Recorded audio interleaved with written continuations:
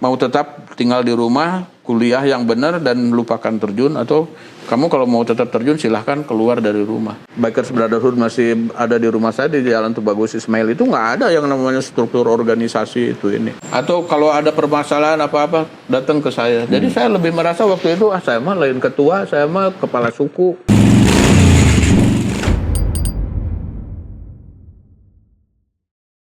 Oke, ada hal yang katanya kalau merasakan kenikmatan bermotor itu orang persepsinya pasti beda-beda. Ya.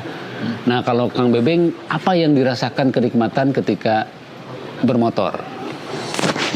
Pertama, si getaran mesin itu sendiri ya, dan suaranya itu yang seperti saya bilang, suara Harley itu kan begitu khas.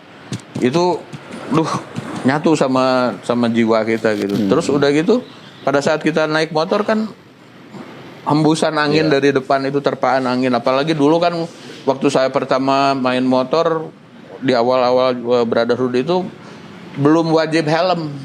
Oh, kan rambut gondrong.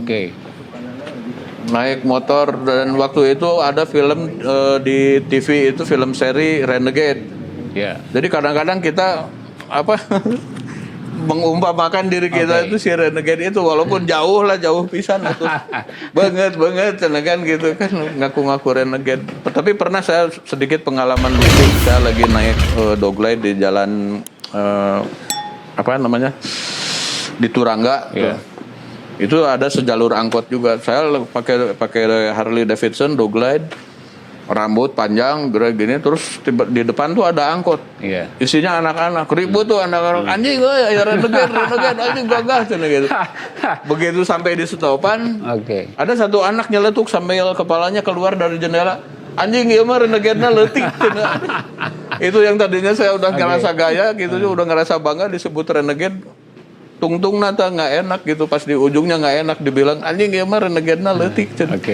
Mau digetok anak kecil gitu kan. Aduh, saya sampai akhirnya itu dalam keadaan lampu stopan masih merah, saya kabur aja gitu kan. Disebut renegade cilik kan. Ya, makin menarik nih Kang Bebeng, jadi lebih terbuka lagi soal filosofi bermotor. Jadi tidak sekedar hobi tapi soulnya dapat ya. Sekarang gini, tadi perbedaan ketika sebagai seorang bikers naik motor tadi sudah dipaparkan. Nah, sekarang ketika menikmati detik demi detik terjun payung itu seperti apa? Apakah ada kesamaan nggak kenikmatannya dengan tidak. Kalau naik motor kan di aspal, tidak kalau sama. Ini Jadi tidak sama. Kalau di motor itu lebih fun-nya itu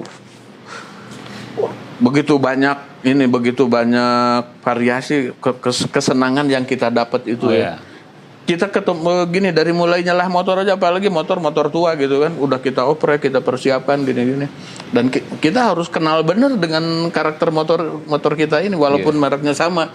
Saya misalnya saya pakai katakanlah Harley, terus rekan saya Mang Eyang juga pakai sama Harley 7,5, belum tentu karakternya sama dua motor itu gitu. Karena motor kolot beda yang pegang, beda montirna, beda rasana pasti. Beda dengan motor-motor sekarang yang modern gitu, atau antara motor Harley dengan motor Inggris. Nah, yang motor kolot itu gini, kita dari awal mau nyelah aja udah ada greget gitu di sini. Hirup mual ya motor. Kan gitu. Setelah diselah begitu hidup, waduh senang gitu, alhamdulillah hirup gitu kan. Udah gitu kita mau jalan nih, kita mau masukin gigi, ada tantangan lagi di situ. Mau enak nggak nih gitu. Begitu kita pegang kupling, masuk gigi, lepas kupling, kita jalan tuh udah kenikmatannya nambah lagi.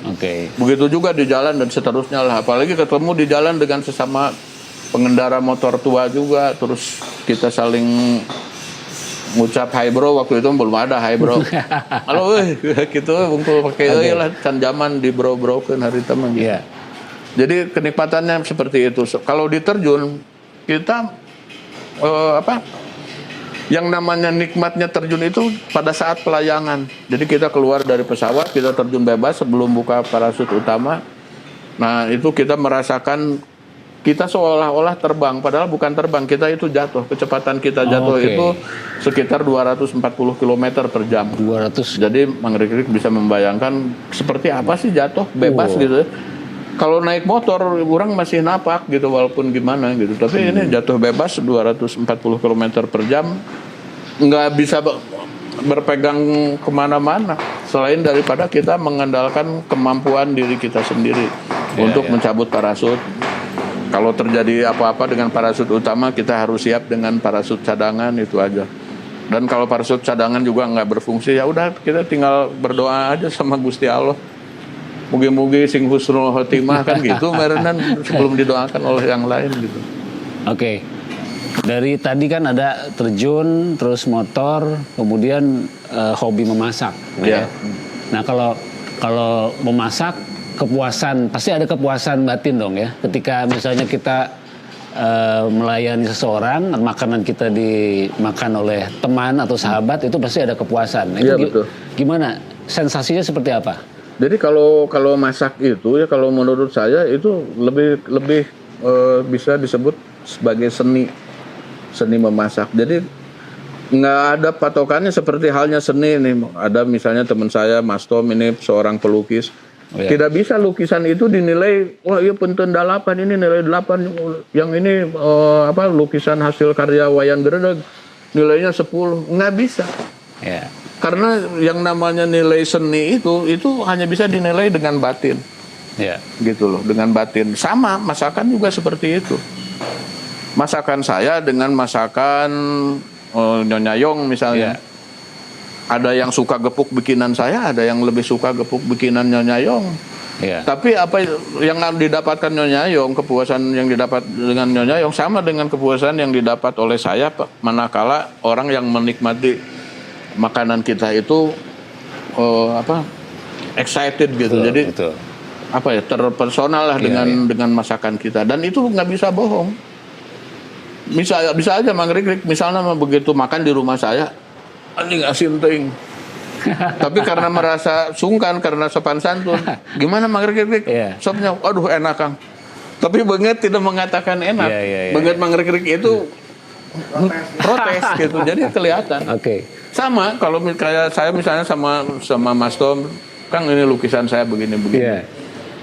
Saya menikmati lukisan itu gitu. Tapi saya tidak bisa menilai. Tapi saya tidak ini dengan lukisan siapa gitu. Tapi ada juga lukisan yang tidak bisa saya nikmati, ada. Sama seperti di masakan, ada seapapun saya bilang masakan saya enak, kalau Mang Rikrik tidak suka dengan suatu jenis masakan, mau saya sodorin di wawal-wawal gini, tebeki ya tuh tengah nganger gitu kan, seperti itu. Jadi buat saya masak itu adalah seni gitu. Jadi sama seperti orang hobi melukis. Ya seperti itulah. Asal ulah hobi kawin itu bahaya tadi ya hobi kawin. Tadi ada Kang Bebeng tadi menarik juga ketika pertanyaan yang kedua ya di QQ itu menyebutkan, saya pilih saya menyodorkan pertanyaan bikers atau organisator. Ya kan? Kang Bebeng lebih ke bikers. Nah, seperti apa? Sekarang BBMC sudah 32 tahun, ya kan? Nah, kemudian sebagai founder, otomatis rules semuanya itu kalau kita publik melihat para founder yang mungkin menjadi membuat fondasi tentang rules tersebut, yang akhirnya otomatis di situ secara tidak langsung menjadi payung dari organisasi. Nah itu menurut Kang Bebeng gimana? Ya betul. Jadi kenapa tadi saya katakan saya bikers? Saya terus terang saya bukan seorang organisator. Dari awal dulu bisa dikatakan dulu saya lah yang memimpin. Belum ada namanya disebut L atau naon gitu. Tapi dan saya juga nggak merasa tidak menempatkan diri saya sebagai pemimpin. Tapi teman-teman saya ini yang menempatkan saya di depan.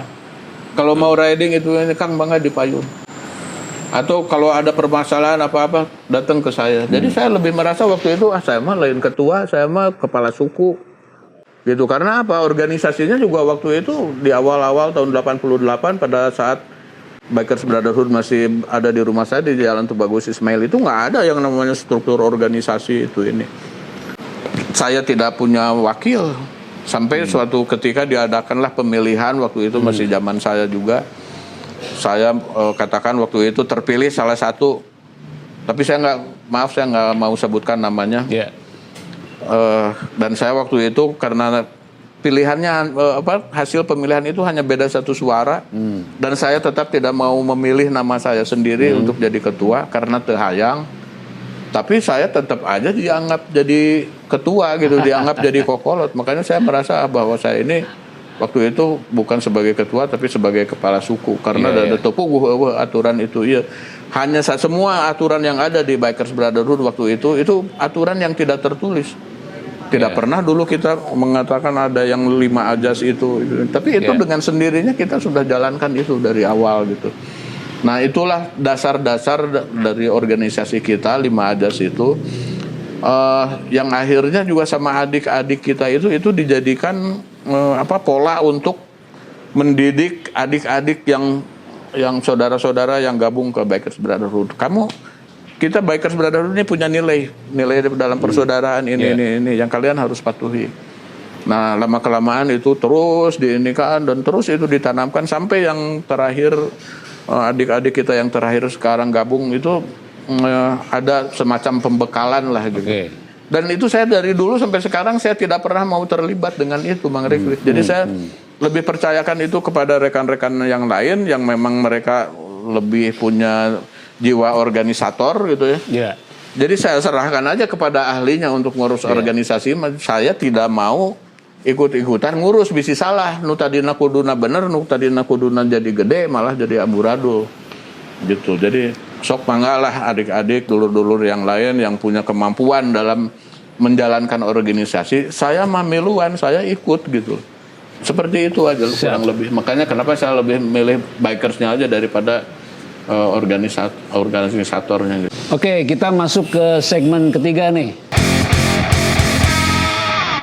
Kang Bebeng, di sini kita dibantu oleh kita menyebutnya BIN, BIB, Badan Intelijen Bikers. Oh, oke. Oke, silakan. Aja tadi saya BIN. Oke, BIB. Oke, gosip atau fakta, Kang Bebeng ini kuliahnya pindah-pindah banyak alma maternya. Iya betul. Jadi dulu saya begitu lulus SMA. Saya maunya sih waktu itu daftar ke ITB ya. Yeah. Wah semua lah udah tujuan ke situ. Nah, tapi gagal saya.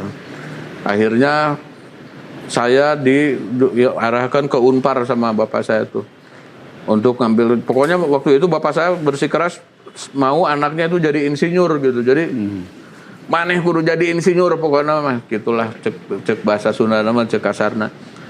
Dan saya juga nggak ini banget gitu. Jadi dari SMA saya sebetulnya merasa kurang tertarik dengan pendidikan sebetulnya. Gitu. Jadi makanya waktu itu saya nggak begitu peduli saya mau kuliah di mana gitu. Ceritanya ke Unpar gagal, ITB gagal. Kebetulan waktu saya SMA itu saya pernah jadi asisten di sekolah menggambar punya Pak Barli. Oh ya. Pelukis Barli. Nah, saya pernah jadi pengajar di sekolahnya di Rangga Gempol. Iya, iya. Di situ. Terus Pak Barli manggil saya, "Ben, kenapa kamu nggak masuk seni rupa ITB aja? Saya bantu," katanya, "kamu di situ. Kan banyak teman-teman Bapak di situ," katanya. "Mangga, Pak," saya bilang gitu. Nah, cuman waktu itu pas tes seni rupa ITB itu pas bentrok dengan tes yang di Unpar. Iya. Nah saya waktu itu karena bapak saya kekeh nyuruh saya jadi tukang insinyur teh aja, saya ikut tes yang di Unpar. Di Unpar teu katarima, yang seni rupa ITB juga nggak diambil lewat. Saya marah juga waktu itu Pak Barli almarhum ya sekarang. Iya. Maneh manda cek bapak oge enggak asup seni rupa dan lamun asup seni rupa ITB emang kuliah maneh kata. Ya udahlah waktu itu akhirnya saya terus daftar lagi ke swasta, saya daftar di Unpas. Saya tahun pertama saya kuliah di teknik industri. Tahun keduanya saya pindah ke Fakultas Ekonomi, bukan apa-apa. Hanya karena kampusnya lebih enakeun dan awalnya lebih rea gitu daripada di teknik industri gitu. Jadi ekonomi aduh rea awalnya, tapi dari sekian awalnya rea eueuh hiji ge nu daekeun deui ka urang gitu. Gitu nah terus karena saya waktu itu aktif di terjun payung. Saya lebih banyak terjun daripada kuliah. Jadi wah saya terjun ke Cirebon kemana. Itu pada saat sebetulnya di hari-hari biasa gitu, bukan weekend. Saya meninggalkan kuliah. Terus udah gitu saya juga sama perkumpulan karena melihat ya aya budak baung ya hiji teu dae kuliah kahayangna terjun wae. Akhirnya sama pengurus di AFES saya lah kepilih kalau ada kesempatan untuk belajar di luar negeri. Saya ikut dikirim. Jadi alhamdulillah saya bisa tahu luar negeri itu berkat terjun. Orang mah punya duit berangkat mau kemana gitu. Nah sekarang waktu itu saya alhamdulillah bisa pergi ke luar negeri, bisa tahu Amerika, bisa tahu negara lain lah, itu dari terjun payung. Selain diongkosin juga dapat uang saku gitu waktu itu. Beuki we saya makin nggak mau kuliah waktu itu.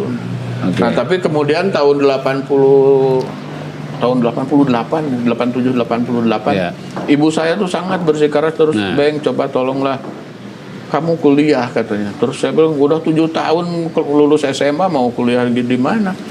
Udah masuk aja ke itu katanya, ke Aktripa. Kebetulan waktu itu kan ibu saya, bapak saya dosen di situ. Masuklah saya di Aktripa. Kenalan lah dengan beberapa orang di Aktripa yang akhirnya juga ikut sama-sama mendirikan Bikers Brotherhood ini. Ada Mang Ayu di situ, Bobby, Mang Ikman, Mang Depas, itu anak-anak Aktripa semua. Gitu. Jadi Brotherhood itu dulu didirikan oleh ada anak ITB, ada anak Aktripa, ada anak ASTI ya seni tari, dan ada beberapa perguruan tinggi swasta lainnya gitu. Jadi kita dulu bukan gelandangan juga yang mendirikan Brotherhood itu anak-anak mahasiswa. Jadi bahwa saya alma maternya banyak, pindah-pindah kuliah ya betul. Berarti ya, itu badan intelijen dilanjut, ada pertanyaan lagi. Begitu banyak hobi kemudian passion ya. Sebagai pemuda Bandung, Kang Bebeng, karena hobi itu adalah spirit kayak gitu ya. Nah, kemudian ada hal yang mungkin saya ingin bertanya nih, apa pengalaman paling pahit dalam hidup yang kemudian akhirnya Kang Bebeng bisa bangkit kembali, entah itu di terjun atau di dunia permotoran atau di dunia tadi sekolah? Yang paling pahit dalam hidup itu gagal dalam usaha. Menarik gitu. Jadi saya berkali-kali bangkrut, tapi selalu punya keyakinan akan bangkit lagi. Dan itu terjadi terus. Tapi yang paling pahit itu sekarang, begitu saya bangkrut, jatuh, tertimpa tangga.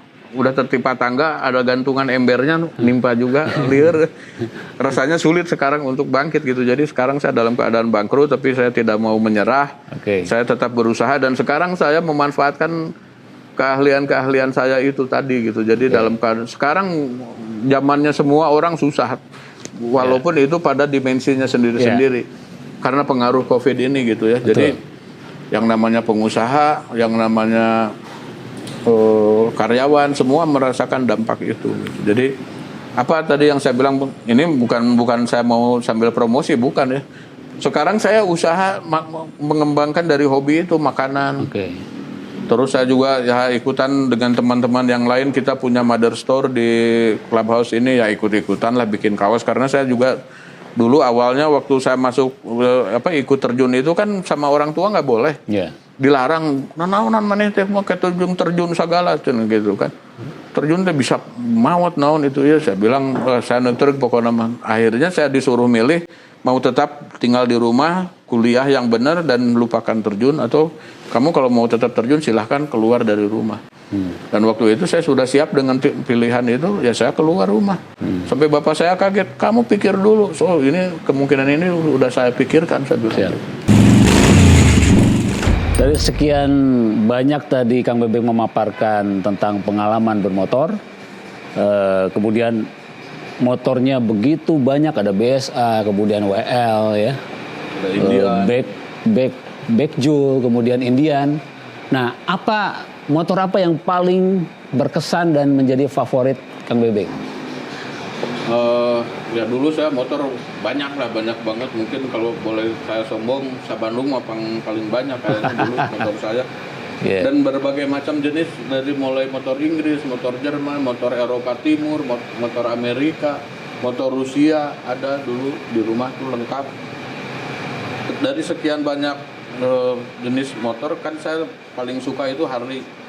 Nah, waktu itu saya juga dari sekian Harley itu saya punya Sportster. Nah, itulah yang jadi favorit saya. Kenapa itu favorit? Jadi saya rasa dibandingkan dengan WL, si Sportster ini lebih lincah dan larinya lebih kencang. Dan bisa dipakai harian ya? Dan bisa dipakai harian. Jadi waktu itu memang saya jadi kendaraan harian sehari-hari itu Harley Davidson Sportster. Tahun berapa itu Kang Beng motornya? Itu motornya atau saya punya motor itu tahun berapa? Motornya. Itu motornya ada yang tahun 57 dan ada yang tahun 64. Jadi saya waktu itu punya 3 Sportster. Ada yang masih gaya orsinilan dan ada juga yang udah dicopper waktu itu. Wah, chopper zaman itu mah masih kayak lamun kata almarhum Kang Ayi HDCI mah motor siapa macam dia kan juga domba adu sama motor teh. Jadi chopper tepara rugo lah dibangun sendiri gitu. Jadi ya yang paling berkesan itu Sportster. Jadi saya waktu itu perjalanan ke Bali naik Sportster itu yang hanya dipersiapkan dalam 1 malam sama Edi. Jadi sebetulnya motor itu nggak layak untuk dipakai jauh. Tapi karena waktu itu Kang Bangbut bersikeras saya harus ikut riding di sana, ya saya ikutlah dengan motor apa adanya, sampai jok aja diikat sama karet bandalem, terus lampu depannya juga nggak ada, kita hanya pakai si bohlam bungkul itu lampunya aja digantung gitu, jadi nggak ada reflektornya itu ini, dan itu menempuh perjalanan Bandung Bali seperti itu. Orang gila lah waktu itu kan dibilangin.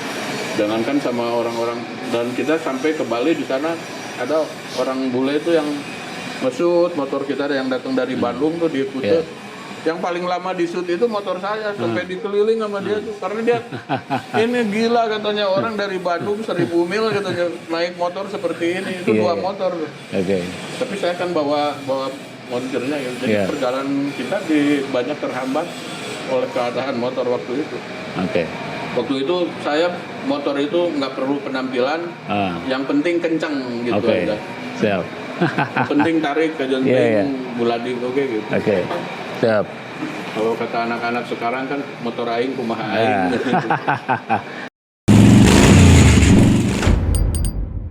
Kang Beng, ini problem klasik nih sekarang tentang keluarga. Nah, bagaimana Kang Bebeng bisa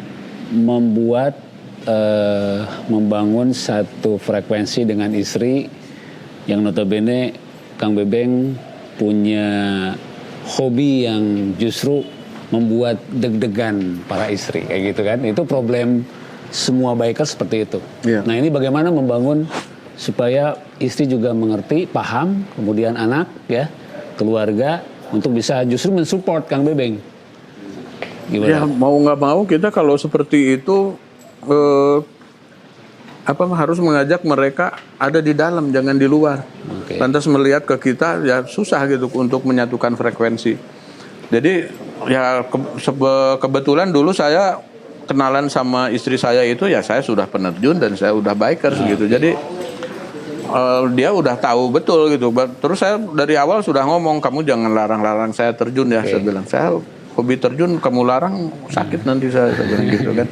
Terus ya udahlah, ayolah, yang penting hati-hati gitu. Terus setiap kali seringkali dalam latihan terjun itu saya bawa istri saya gitu. Terus saya perkenalkan dengan teman-teman terjun, dan kebetulan nuansa di klub motor di klub Aves juga nggak jauh beda lah dengan di motor ini gitu. Jadi rasa kekeluargaannya tinggi gitu. Mungkin karena faktor risiko yang harus kita tanggung antara di bikers itu di dunia motor itu risikonya nggak kecil loh, sama gede gitu. Bahkan kalau saya bilang lebih tinggi risiko di motor ini. Karena apa, kalau kita mau ngitung kecelakaan yang menyebabkan kematian lebih banyak di motor daripada di terjun. Sekarang saya kalau mau tanya ke Mang Rikrik, coba berapa sering kita mendengar orang yang mati karena terjun dibandingkan dengan mati di jalan karena kecelakaan motor. Jauh lebih banyak gitu. Nah, tapi risiko itu juga kan tidak membuat kita takut, tapi kita tahu ada risiko itu yang membuat kita lebih berhati-hati.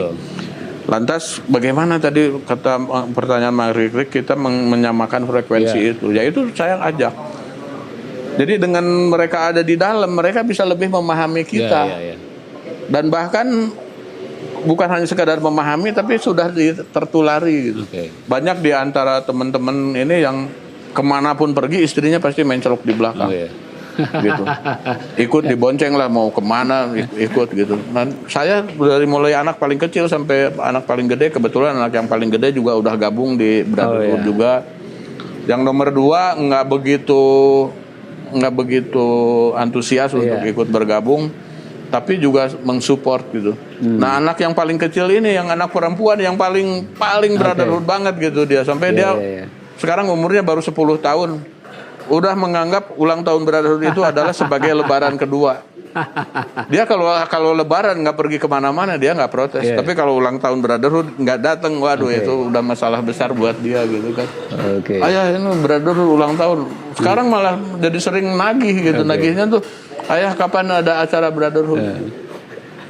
Nah gitu, jadi udah betul-betul ini. Dan kemudian di antara anak-anak anggota Brotherhood juga banyak yang sebaya dia, terus dia punya ide, ayah gimana kalau aku bikin sisterhood katanya gitu. Ya sudah, bikinlah, saya bilang. Akhirnya dia bikin sisterhood di antara anak-anak itu. Terus ayah, aku nih pendirinya dengan bangga, sama seperti ayah pendiri Brotherhood, aku pendiri sisterhood katanya gitu. Like father, like daughter. Jadi itulah saya alhamdulillah berhasil menarik istri dan anak-anak untuk sama-sama di ini. Dan kebetulan sekarang nih di kita ada yang namanya Dharmawanian, jadi lebih erat lagi hubungan persaudaraan di antara kita nih, karena istri kita bergaul dengan istri teman-teman, terus anak-anak kita juga bergaul, jadi akhirnya ini jadi keluarga besar beneran gitu. Oke, terima kasih Kang Bebeng. Jadi kesimpulan begitu banyak nih ya, apa yang kita dapat. Mungkin ini semoga bisa jadi sharing, jadi inspirasi, kemudian jadi hikmah untuk bukan hanya sekedar bikers, tapi publik yang melihat bikers itu seperti apa, realnya seperti apa. Dan semua orang adalah legend. Jadi legend bagi keluarganya sendiri, kemudian untuk teman-teman dekatnya, sahabat, dan orang-orang yang di lingkungannya. Dan Kang Bebeng adalah salah satu legend. Oke, sampai jumpa di episode berikutnya. Hey bro, dan semoga menjadi inspirasi bagi kita semua. Oke, terima kasih Kang Bebeng. Siap. Assalamualaikum warahmatullahi wabarakatuh. Waalaikumsalam warahmatullahi wabarakatuh.